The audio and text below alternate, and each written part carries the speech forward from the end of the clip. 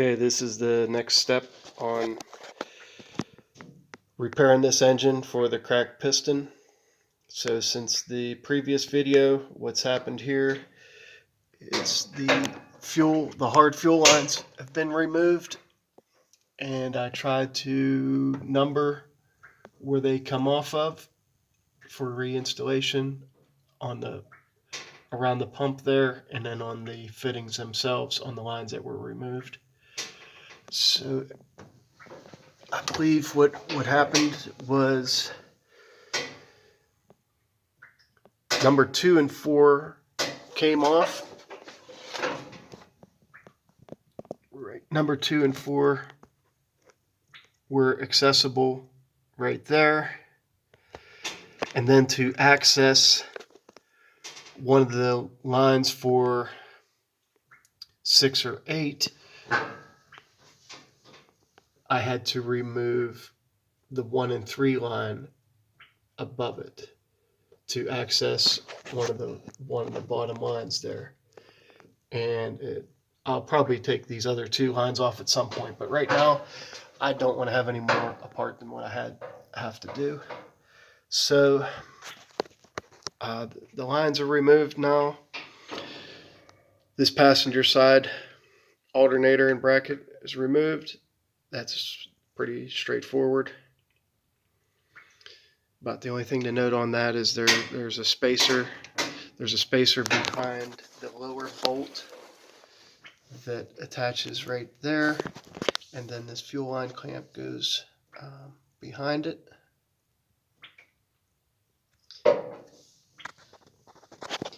The coolant crossover is actually unbolted.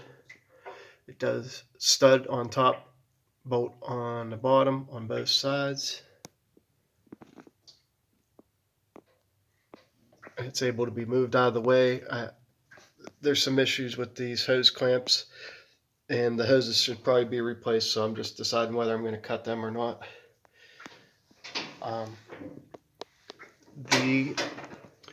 The rocker arms and push rods are removed. Those were kept in order, and the push rods are hardened on one end, the upper end.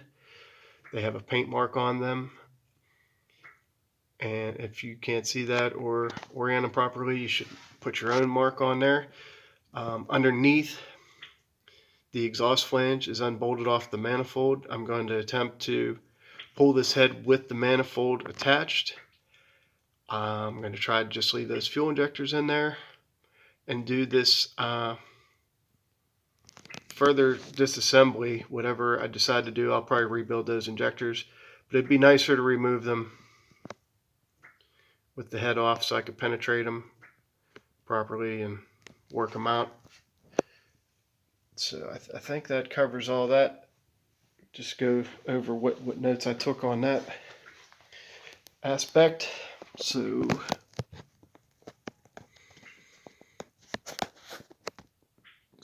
since we left off, the passenger fuel line hold down bolts to the valve cover, 7mm times 2. There's actually 3 here. So there's 4 valve cover fuel line hold down bolts that are 7mm. One of them is still installed on the driver's side. This alternator to timing cover, there's 1 bolt and 2 nuts missing. When I went to do this, the timing cover bolts themselves that bolt the bracket on were missing. The bracket kind of goes on there on studs, so it was held on, but it wasn't clamped on. Somebody stole that hardware for something. My fuel return line clamps are all breaking when I go to remove them, including that line in the front that was behind the alternator. The order that I removed those fuel lines off of the injection pump was number 6 and 8 first. That would be the rear lines. Then I had to do the front driver's side 1 and 3 to access number 2 and 4, which would be the front lines on the passenger side.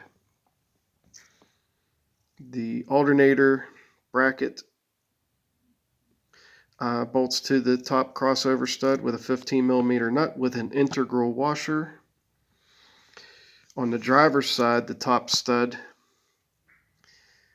the 15mm nut has a star washer underneath of it for an alternator ground wire. Definitely want to remember to put that back on. And then there would be the 4 coolant crossover bolts. Upper ones are studs, the bottom ones are bolts.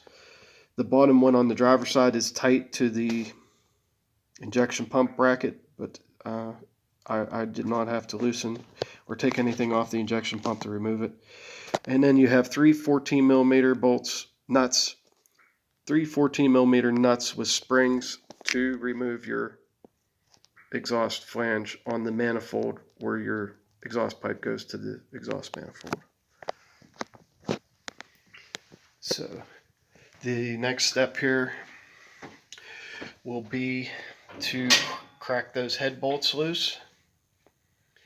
I guess there's the sensor or the fuel, the glow plug card gizmochi. I don't know what it is. I've never seen it.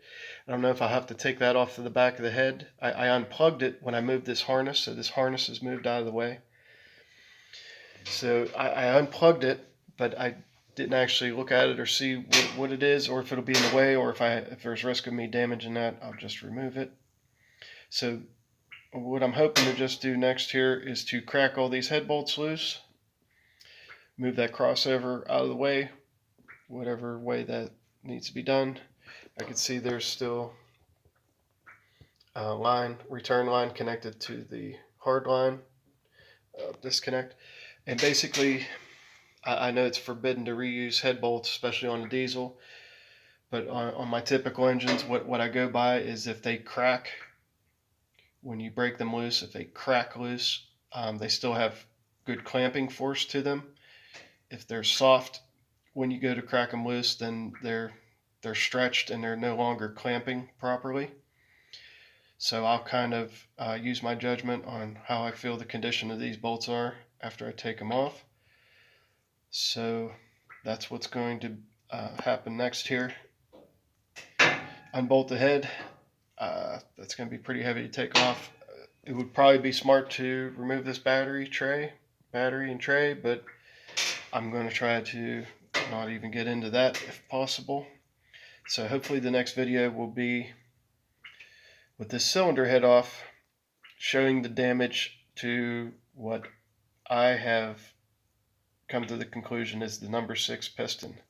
So we'll see if that is the case here sooner than later, hopefully.